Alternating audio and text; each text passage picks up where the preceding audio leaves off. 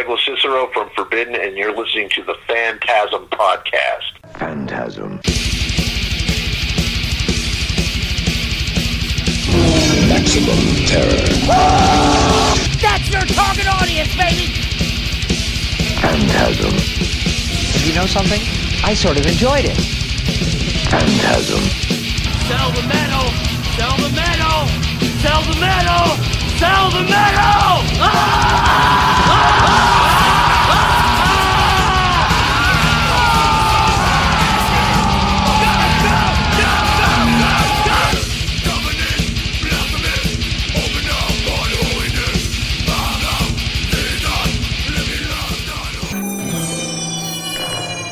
Phantasm. But yeah, no, Omega Wave was a real good experience.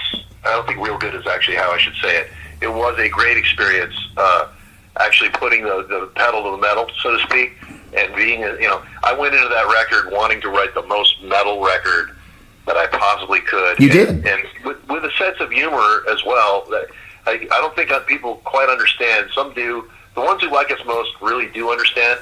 There is a bit of dark humor in everything we do. It's Sure. not like they're not quite Monty Python, but it's there, and there's tongue in cheek within the lyrics, and there's also a lot of philosophy and the forces of your brain's nature fighting against each other. There's a lot of like psychological stuff in there, but I think with Omega Wave we just really leaned into all the conspiracy stuff wrapped into one.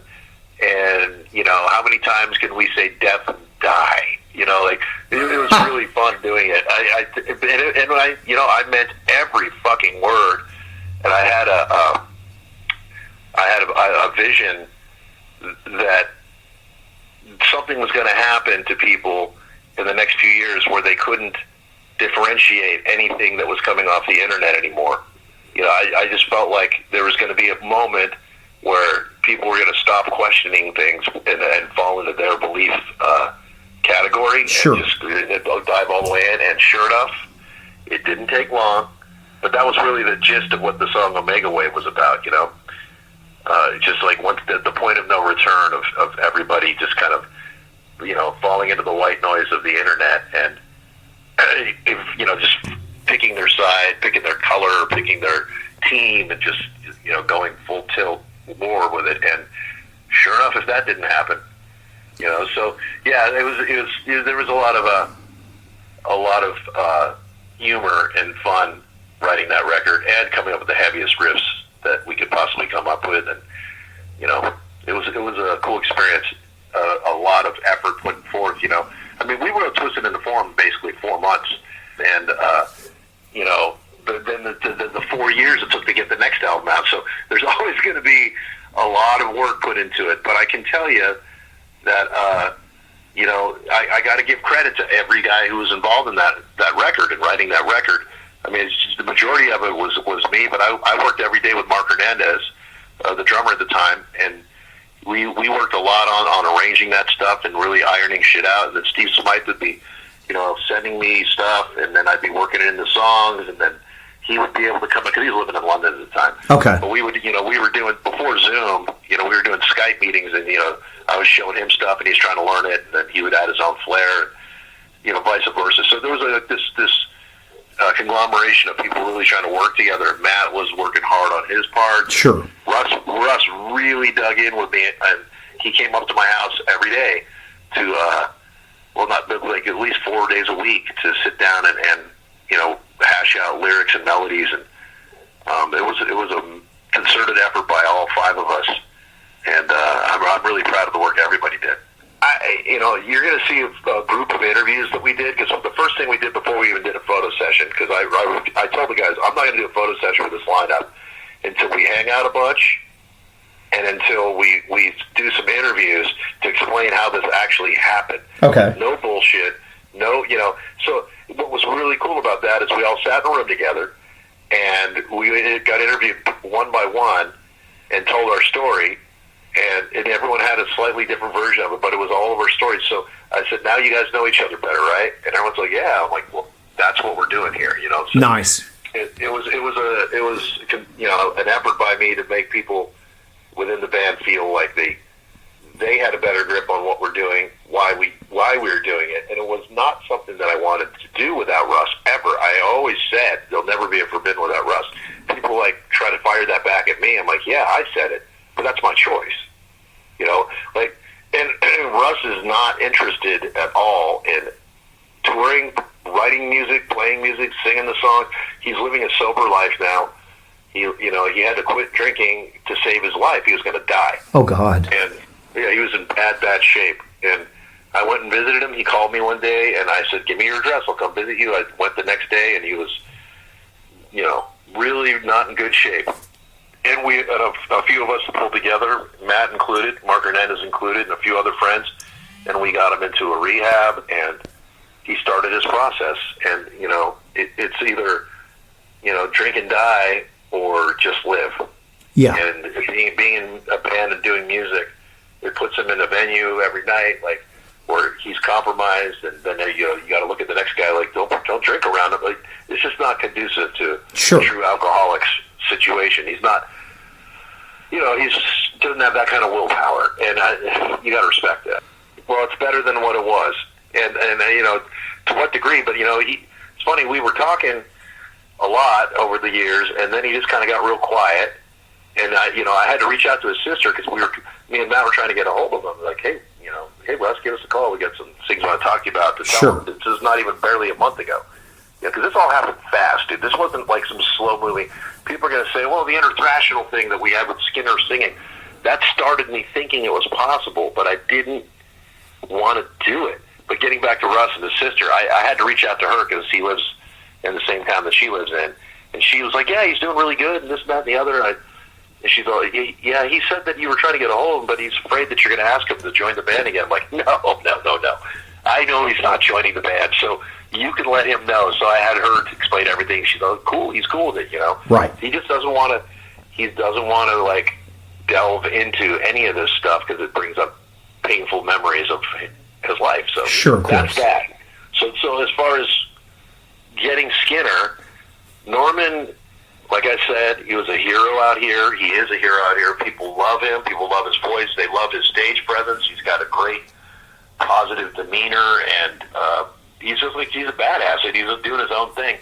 And we were doing this thing, Bay Area Interthrashional, where we were bringing it to Europe, and it was something I was in charge of, putting musicians together where we're playing the original thrash classics, but with, like Metallica, Exodus, Testament, Death Angel, Forbidden, Violence, and we added a Slayer song and a Megadeth song too. So we did that at the Dynamo Festival, but all my singers were in other states or countries at the time. None of the singers that I was bringing out there were local. But he was on tour with Death Angel at the time.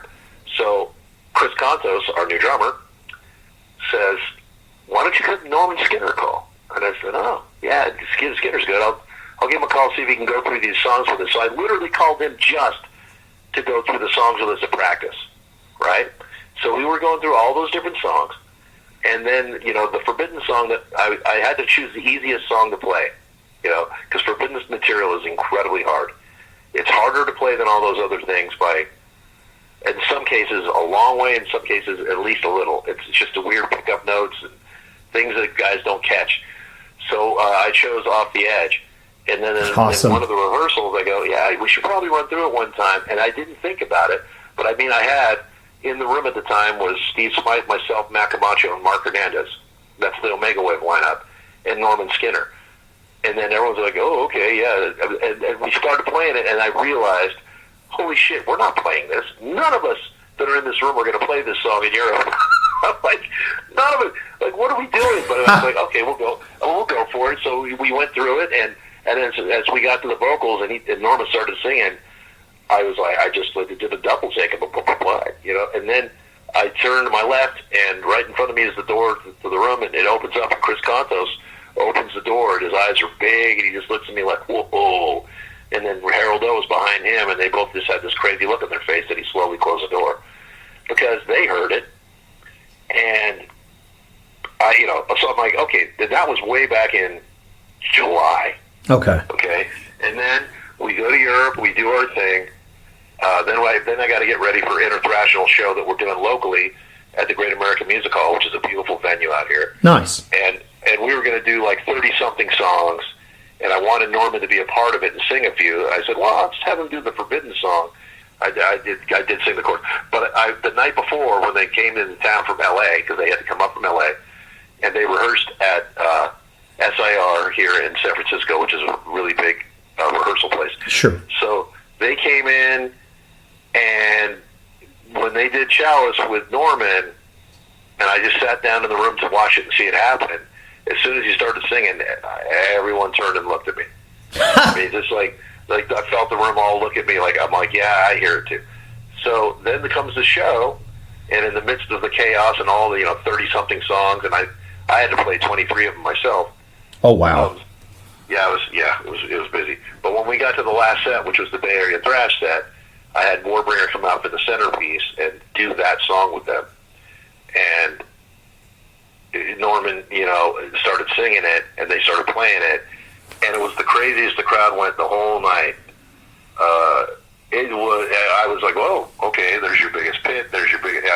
I looked out there when it started, and then he started to scream, and I was like, all right, this is pretty rad.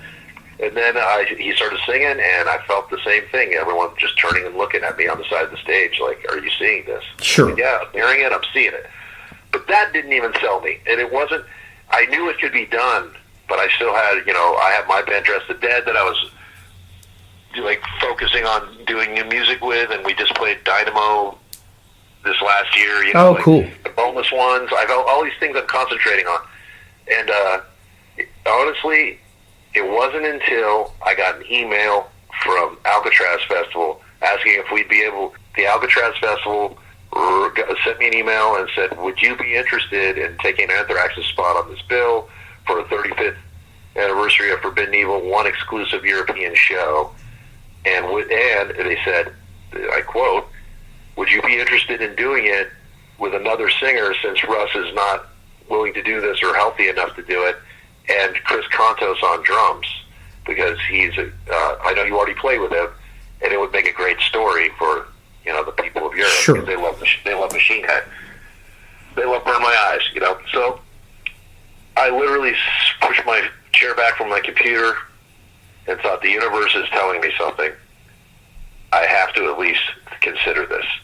And I called my manager and I said, dude, this is going on. This is what I'm thinking I need to do this.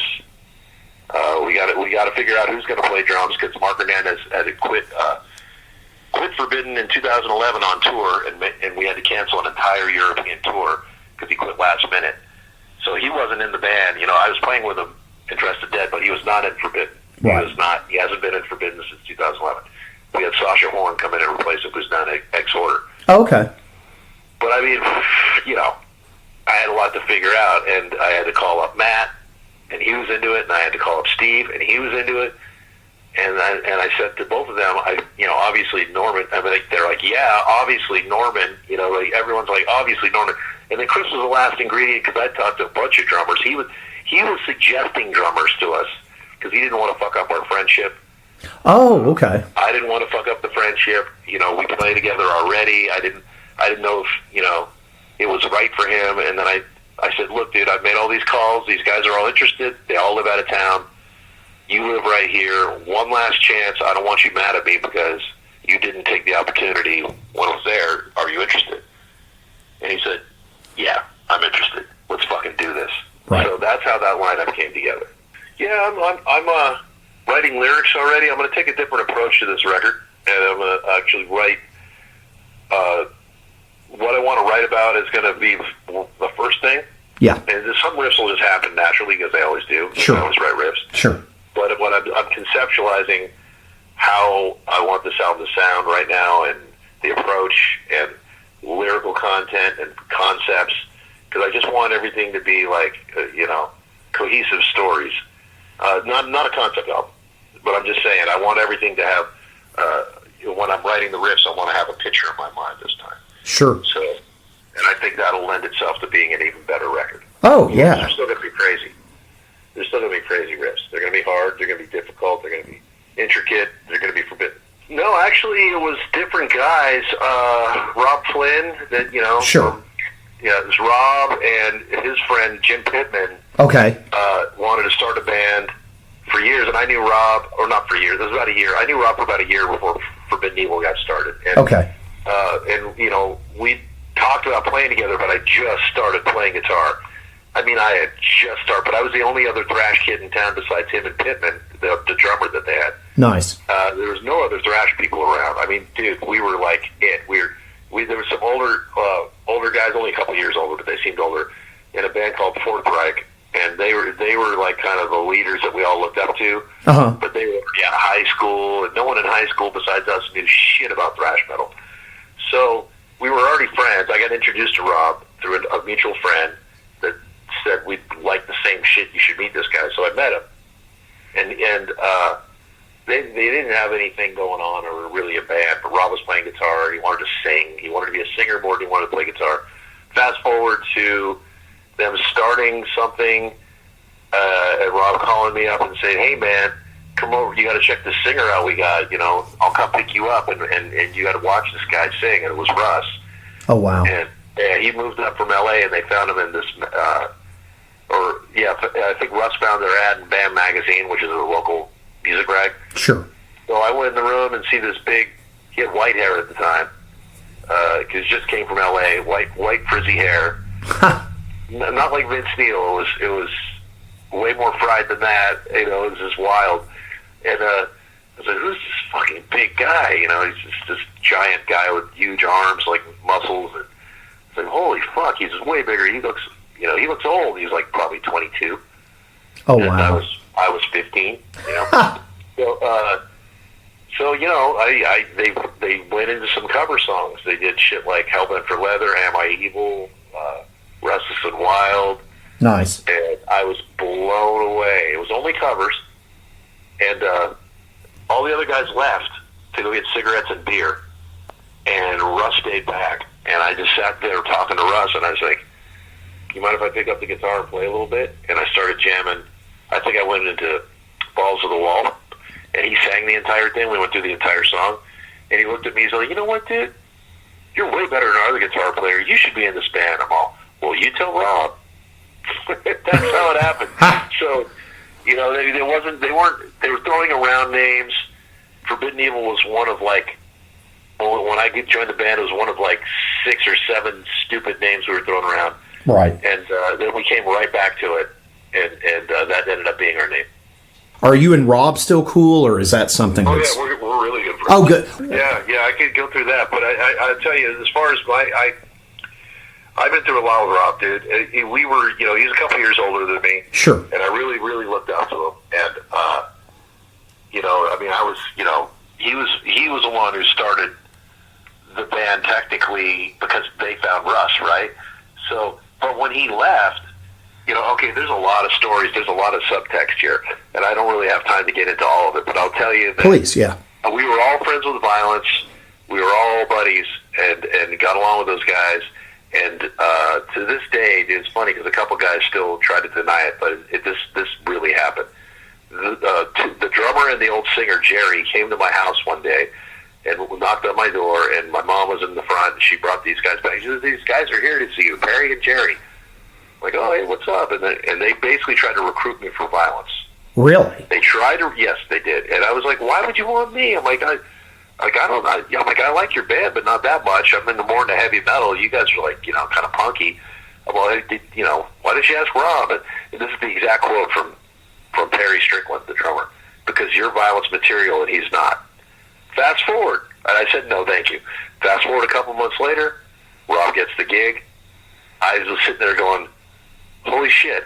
And I didn't, in the moment, I was so angry that I didn't bother, like, saying I said no to that. I just said a lot of things. Right. I was like 16 years old, and I just started saying things to Rob. And, you know, we became rivals. You know, from that point on, we became rivals for years. And we were still friends, but it was weird. And the band, the Violence band, was really, really, like, competitive with us and got super kind of dickish for, you know, a long time. And then we ended up with the same manager. We got W. Bono, and then they heard we got W. Bono, then they had to get W. Bono. Right. And then then they got a contract, and then we're like, Nebby's like, well, I wanted to wait a little while to get you guys a contract, and then we got a better contract, and then, you know, they did their tours with Testament and stuff like that, and then we got our tours, and we did bigger tours and got to go to Europe, and they didn't get to go. And so there was a lot of resentment from that camp that fueled Rob big time into starting Machine Head eventually, because he was kind of like the last guy at the totem pole in that band, even though in many ways he's arguably the most talented Phil Demmel, you know. So those guys, you know, they had their thing, and then years and years later, after all the shit and Rob's successes and all the things I've done, and a lot of things you don't know that I've done, and you know, I was on a major label for many years, you know. I had a lot of things happening. And we came back to being really good friends again. And we got together and did a benefit for a friend of ours whose husband died in a motorcycle accident. And Oh, I'm sorry. it happened years ago. And I approached Rob about doing a benefit for her, doing some Black Sabbath songs and just playing the obscure heavy stuff. And then we ended up getting guys from Metallica and Testament and Exodus and Death Angel and High on Fire and my band Spiral Arms and just a bunch of stuff. So that started a friendship, and it really reminded me of who Rob is as a person and what people don't understand. And you know, to each their own, dude. But Rob's he's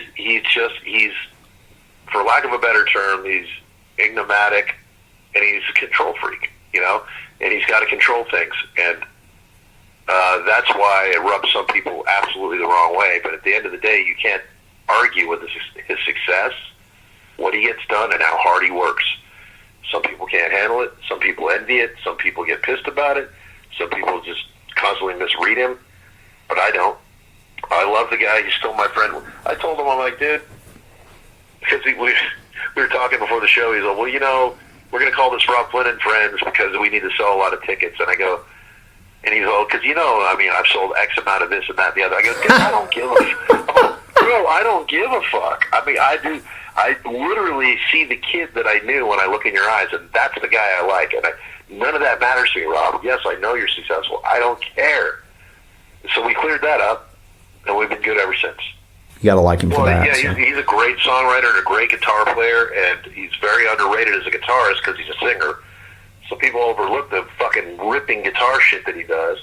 And, you know, and he plays, like, all the guitars on the albums except for some solos. Right. And he plays a bunch of those, too. So Rob is as talented as it comes in our genre.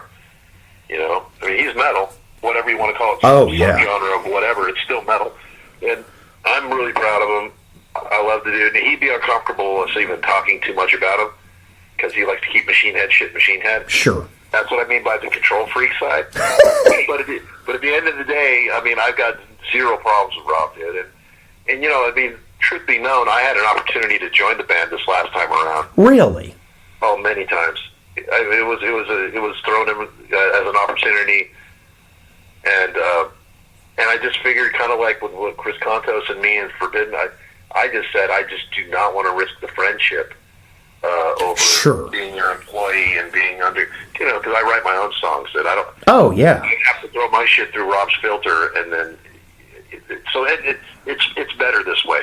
Oh sure, absolutely. It's smaller. It's smaller. You know, Forbidden's much smaller, but I'm comfortable here, and I'm not trying to be a rock star. You know. Sure. Whatever happens, whatever comes our way, I'm cool with small and being a cult band, and I'm okay. Phantasm. And you know something? I sort of enjoyed it.